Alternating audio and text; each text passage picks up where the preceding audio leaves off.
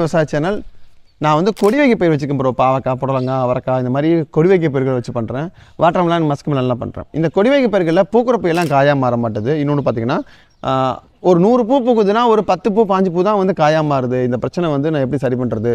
இந்த male female flower ratio எப்படி நான் கரெக்டாக மேனேஜ் பண்ணுறது, பேலன்ஸ் பண்ணுறது? இன்னொன்று அப்படி பூத்தாலுமே காயாக மாறினாலுமே இவ்வளோ பெரிய பிஞ்சாக வந்து இது காயாக வந்து அப்படியே அபாஷன் ஆகிடுது. அதெல்லாம் எப்படி ப்ரோ இதை ஓவர் கம் பண்ணி வரதுக்கு என்ன காரணம், எப்படி இதை கரெக்டான டைம்லேருந்து வெளியே கொண்டு வருது அப்படிங்கிற பற்றி சொல்லுங்கள் அப்படின்னு சொல்லிட்டு விவசாயிகள் கேட்டிருந்தீங்க. ஸோ அதுக்கான ஒரு ப்ராடக்ட்டை ஆல்ரெடி நான் ட்ரையல் கொடுத்து ரிசல்ட் எடுத்து அந்த ப்ராடக்ட்டோட ரிசல்ட் எடுத்துகிட்டு வந்து ஸோ அதை பற்றி பேசுவோம், அதை பற்றி சொல்லுவோம் அப்படிங்கிறதுக்காக கொடிவகை பயிர் பண்ணக்கூடிய விவசாயிகள் எல்லாத்துக்கும் இந்த வீடியோ வந்து சமர்ப்பணம் பண்ணுறேன். ஸோ யூடியூப் விவசாய சேனலோட இந்த ரிவ்யூவை மறக்காமல் டில் லாஸ்ட் வரைக்கும் இணைஞ்சு பாருங்கள். Each and every second is important for you. வாங்க வீடியோக்குள்ள போகலாம். வெல்கம் பேக் டு சிவர். வெல்கம் டு யூடியூப் விவசாய சேனல். நான் உங்கள் ஈவன் ஏ சரத்குமார். யூடியூப் விவசாய சேனலோட டெக்னிக்கல் டீம் வந்து நான் இன்றைக்கி பேசிகிட்டு இருக்கேன். K+S நிறுவனத்தை சார்ந்த மெக்னீசியம் ஹெப்டோஹைட்ரேட் அந்த ஃபார்மெட்டில் இருக்கக்கூடிய எப்சோடாப் அப்படிங்கக்கூடிய உரம் வந்து கிட்டத்தட்ட ஒரு 70-80 நாளைக்கு முன்னாடி மார்க்கெட்டில் லான்ச் ஆச்சு. அதை பற்றி நாம் நிறைய வீடியோ போட்டிருந்தோம், நிறைய ரிவ்யூ கொடுத்தோம், அதை யூஸ் பண்ணவும் செஞ்சோம். ஸோ முதல்ல ட்ரையல் எடுத்து பார்த்துட்டு நான் வந்து ஒரு 10-15 கிராப்புக்கு வந்து சூப்பராக அதை மிங்கிள் பண்ணி, அது பயோகோல்டு கூட மிங்கிள் பண்ணி நிறைய கொடுத்துருந்தேன். சூப்பராக என்ன ரிசல்ட் பார்க்க முடிஞ்சது. அதில் ஒரு கேட்டகரி தான் இப்போ பார்த்தீங்கன்னா, நான் பர்டிகுலராக வந்து கிருஷ்ணகிரி மாவட்டத்தில் ஒரு பர்டிகுலர் பீப்புளுக்கு வந்து குக்குரபேசி குடும்பத்தை சார்ந்த பாவக்காய், புடலங்காய், அவரைக்காய், சுரக்காய் இந்த 4க்குமே வந்து நான் கொடுத்துருந்தேன். சார் ரிசல்ட் எப்படி இருக்குன்னு பார்ப்போம் அப்படின்னு. இங்கே மெக்னீசியம் ஹெப்டோஹைட்ரேட்டோட ரோல் என்ன, மெக்னீசியம் சல்ஃபேட்டுக்கும் மெக்னீசியம் ஹெப்டோஹைட்ரேட் எந்த மாதிரி வடிவத்தை வித்தியாசப்படுது அப்படின்னா, அந்த H2O சொல்லக்கூடிய தண்ணீரோட மூலக்கூறுகள் எந்த அளவுக்கு சேருது அப்படிங்கிறத பொறுத்து தான் அது மாறுபடுது. பொதுவாக மெக்னீசியம் சல்ஃபேட் அப்படிங்கிறது சல்ஃபரோட ஒரு ஒன் ஆஃப் த ஃபார்ம் தான். சல்ஃபர் அப்படிங்கிறது ஹீட் ப்ரொடியூசிங் சப்ஸ்டன்ஸ், உங்களுக்கு எல்லாத்துக்கும் தெரிஞ்ச விஷயம் தான். மழை காலங்களில் சல்ஃபர் அதிகமாக கொடுக்கணும், அப்போ தான் வந்து கொஞ்சம் ஹீட் ப்ரொடியூஸ் ஆகி தாவரத்தில் வேர்த்து தட் மீன்ஸ் வந்து இந்த டிரான்ஸ்பிரேஷன் எஸ்பிரேஷன் சொல்லக்கூடிய சுவாசித்து தண்ணி வெளிவருது, வேர்த்து தண்ணி வெளிவரதெல்லாம் வெளியே வதன் மூலமாக நியூட்டன் அப்டேக்கிங் ப்ராசஸ் உள்ள நடக்கும். ஸோ இந்த மாதிரி டைமில் உக்கர காலம், ஹீட்டு, சம்மர் இந்த மாதிரி டைமில் சல்ஃபேட் அப்படிங்கிறத கண்டிப்பாக கொடுக்கும். மெக்னீசியம் அப்படிங்கிறது ஒரு தாவரத்தோட மகரந்த சேர்க்கையில் இந்த ஆண்பாகமான மகரந்த துகள்களோட தன்மையை, ஃபார் எக்ஸாம்பிள் வந்து ஒரு பூ பூக்குதுன்னா பூவில் வந்து ஆண்பாக தான் மலர், ஒரு மலரில் ஆண்பாகத்தை வந்து மகரந்தம் சொல்லுவோம், பெண் பாகத்தை வந்து சூலகம்னு சொல்லுவோம் இல்லையா. இந்த மகரந்தம் வந்து பார்த்திங்கன்னா ரொம்ப நேரம் வயபிளாக இருக்கணும். ஒரு பூத்துதுன்னா ஒரு 5 நிமிஷம் 10 நிமிஷம் வரைக்கும் தான் பவர் இருக்கும். அதுக்குள்ளே சூலகத்தை போய் சேர்ந்து பெண் பாகத்தை போய் சேர்ந்தா தான் மகர சேர்க்கை நடந்து அதுலேருந்து கரு உருவாகும். இதான் வந்து கான்செப்ட், உங்களுக்கு தெரிஞ்ச விஷயம் தான். இந்த ஆண் பூ வந்து ரொம்ப நேரம் வயபிளாக வச்சுக்கணும். இப்போ பூக்கிற பூ வந்து ஒரு 10 நிமிஷம் தான் பவர் இருக்கும், இதுக்குள்ளே போய் கொட்டி காயாக மாறணும். இல்லைனா வந்து இதை வந்து தன்மையாக வச்சுக்கணும். இல்லை ஒரு நாள் 2 நாள் இதை பவரை ஸ்ட்ராங்காக வச்சுக்கிட்டு ஒரு கரு உருவாடுறது 2 கரு உருவாக்கணும். இப்போ என்ன பண்ணணும்னா, அந்த மகரந்த சேர்க்கைக்கு தேவையான இந்த மகரந்த தொழில் வந்து ரொம்ப ஸ்ட்ராங்காக நம்ம வச்சுக்கணும். இதுதான் வந்து கான்செப்ட். இதெல்லாம் யாரா கொடுக்குறா அப்படின்னு கேட்டிங்கன்னா, ஒன்று வந்து பார்த்தீங்கன்னா மெக்னீசியம் தான் ரொம்ப இம்பார்ட்டன்ட். மெக்னீசியம் ஃபார் மேல் ஸ்டெரிலிட்டி அல்லது மேல் இன்ஃபர்டிலிட்டி நம்ம சொல்லுவோம். ஒரு தாவரத்தோட ஆண் பாகத்தை ரொம்ப ஸ்ட்ராங்காக வச்சுக்கிட்டு அது மூலமாக நம்பர் ஆஃப் ஓவியம்னு சொல்லக்கூடிய கருமுட்டைகள் உருவாகிறத அதிகப்படுத்துறது அப்படிங்கிறது மெக்னீசியோட வேலை. இது ஹியூமன் பீயிங்லேயும் இதே ப்ராப்ளம் தான், அனிமல்ஸ்லேயும் இதே ப்ராப்ளம் தான், நம்மளோட தாவரங்களையும் இதே பிரச்சனை தான்.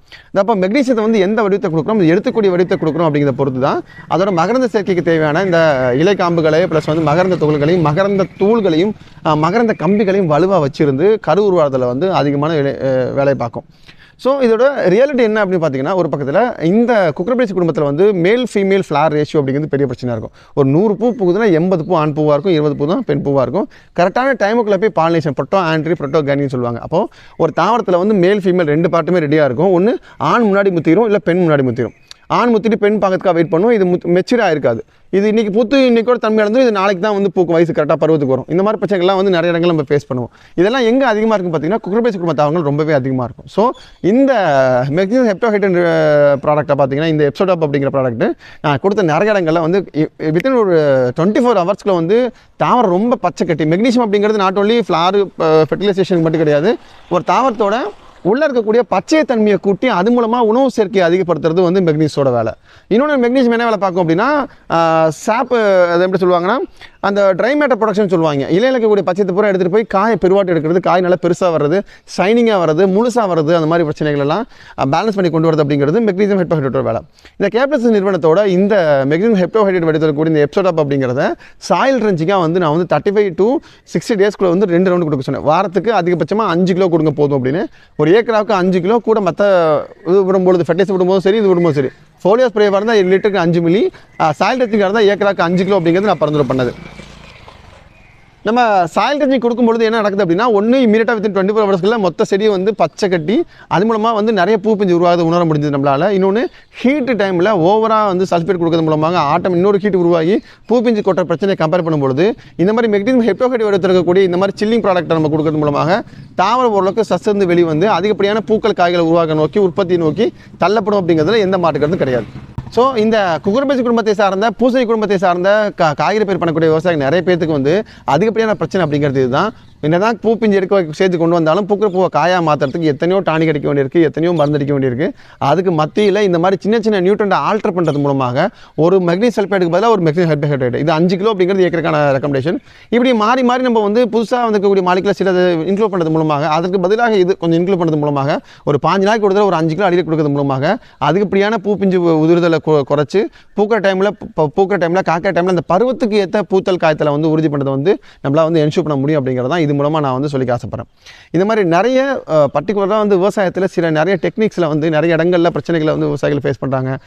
பூக்கிற டைமில் பூக்க மாட்டுது இல்லை, காய்க்கிற டைமில் காய்க்க மாட்டுது இல்லை, ஓவராக ரைப்பன் ஆகிடுது இல்லை, இந்த பிரச்சனை வருது மாதிரி நிறைய டெக்னிக்கலி வந்து ப்ராப்ளத்தை வந்து விவசாயிகள் ஃபேஸ் பண்ணுறாங்க. அதுக்கு நிறைய சொல்யூஷன்ஸ் கிடைக்காம தருமாறுறாங்க. நீங்கள் விவசாயம் பண்ணக்கூடிய வேறு ஏதாவது பயிர்களில் இந்த இடங்களில் ஒரு பிரச்சனை இருக்குது ப்ரோ, இதை வந்து சரி பண்ண முடியல, இது வந்து நியூட்ரியன் பிரச்சனையா இல்லை வந்து பூச்சி தொந்தரவா நோய் தொந்தரவான்னு கூட எங்களுக்கு தெரியல, எப்படி இதை ஓவர் கம் பண்ணி வெளியே வருது, அந்த மாதிரி நிறைய தீர்க்கப்படாத பிரச்சனைகள் எதாவது இருந்ததுன்னா கீழே கமெண்ட் பாக்ஸை கமெண்ட் பண்ணுங்கள். எங்கள் டீம் அதை பக்காவாக ரிவ்யூ பண்ணிவிட்டு ரிசர்ச் பண்ணிவிட்டு அதுக்கான சொல்யூஷன்ஸோடு வந்து நாங்கள் உங்களை வீடியோவோட மீட் பண்ணுறோம். இந்த மாதிரி நிறைய விவசாய சம்மந்தப்பட்ட தகவல் தெரிஞ்சுக்கிட்டு மறக்காமல் யூடியூப் சேனலை சப்ஸ்கிரைப் பண்ணுங்கள். இந்த வீடியோவை காய்கறி விவசாயம் பண்ணக்கூடிய ஃப்ரெண்ட்ஸ் எல்லாத்துக்கும் ஷேர் பண்ணுங்கள்.